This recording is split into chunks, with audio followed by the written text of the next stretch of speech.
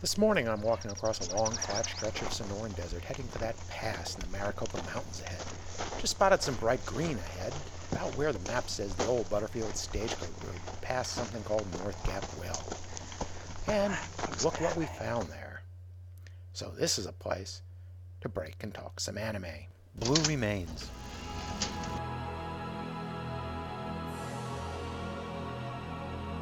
Well, this is a little shadier and more pleasant than my usual stops. So let's talk about something wet today.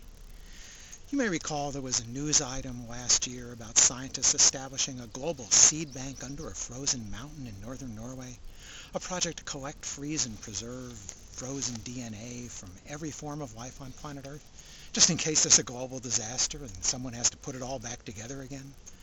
The CGI anime Blue Remains take that idea and throws it out into deep space.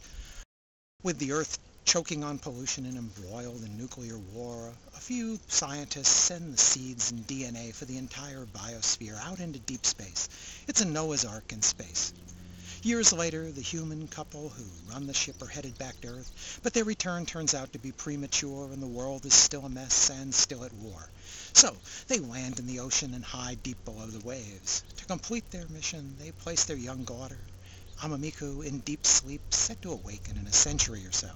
So, now it's an even longer time in the future, and the young Amamiku has awakened and grown up a little bit, deep beneath the waves, with only the holographic images of her parents and the ship's computer, Mezamik, to keep her company, plus a cute pet droid, Piron. The future of the planet rests solely on one young girl and the DNA seeds left her by her parents.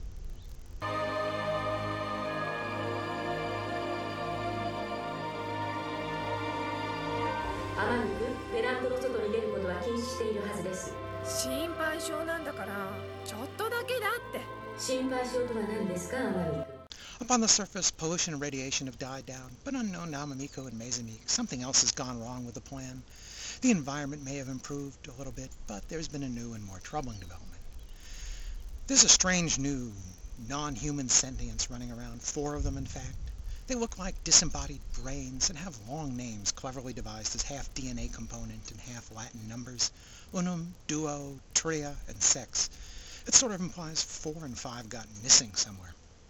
I never did figure out exactly what these naked minds were, but they seem to have been created by, or maybe mutated from, past humanity to help protect the planet's ecosphere.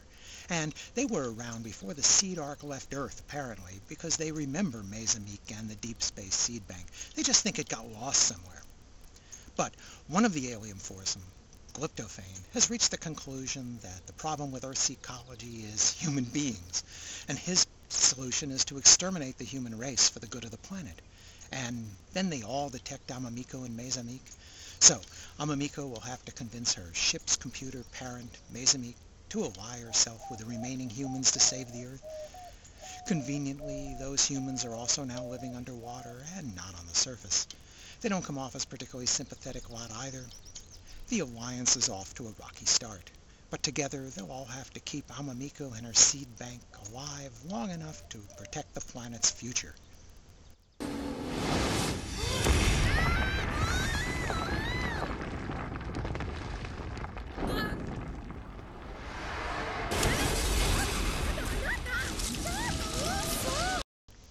Blue Remains was an early all-CGI production back in 2000, almost an experiment, and it has the usual early problems with facial expressions and national movement for CGI-generated characters. The movie begins with some background from the main story, a prologue set out in deep space, and I thought these worked pretty well, both as a preamble to the main story and as a drama in itself. The rest of the story isn't bad, except for the lack of any explanation for where the bad guy, Glyptophane, and his 3 benign but helpless brain-stem compatriots come from. Amamiku could have been an interesting heroine. She's completely naive in the ways of conflict from her gentle upbringing out in space and beneath the waves. Also, she was raised by a computer and a robot. She has an empathy for mechanical intelligence that none of the humans share.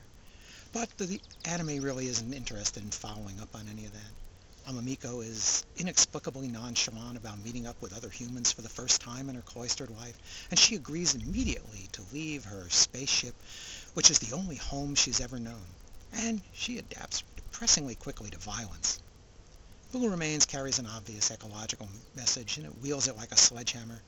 I have one of those posters from back in the 60s that says, "War is not healthy for children and other living things." This echo tale might have been more interesting if these good guys weren't fighting a war themselves. Ultimately, the story becomes a simplistic action story, and the science part of the fiction gets swept under the rug to make room for an exciting conclusion. Blue Remains was directed by Toshifumi Takizawa, who's directed a lot of other anime titles, from Crusher Joe and Big Wars to the more recent Samurai 7. He worked with co-director Hisaya Takabayashi, whose background is more in video games. The movie had a troubled production history. It was originally started by a different team who abandoned the project after animating about 20 minutes. Takazawa and Takabayashi were brought in to salvage the effort, which is never a good sign. And they went through several different composers to score the music before they found a sound they liked, so the music credits run about as long as the cast.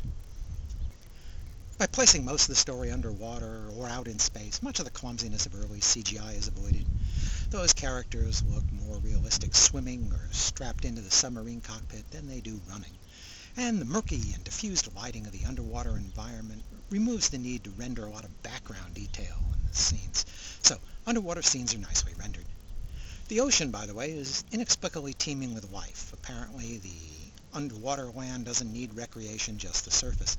That's probably because the original production was sponsored by Okinawa's tourism industry and was meant to showcase the beautiful oceans around it. I thought the series featured some interesting mechanical designs by Tatsuya Matsui. I liked his designs for the spaceship arc early on and the human submarines later on. I don't know that those strange flipper wings make for efficient underwater propulsion, but it's visually interesting. On the other hand, the disembodied brain and eye stalks of Glyptophane reminded me of a cross between bad 1950s sci-fi and Pinback's Beatdoll from Darkstar. Big exposed brains were all the rage in black and white sci-fi movies when I was a kid. It's a cheap way to say, look how much smarter those aliens are than us. They're all brain.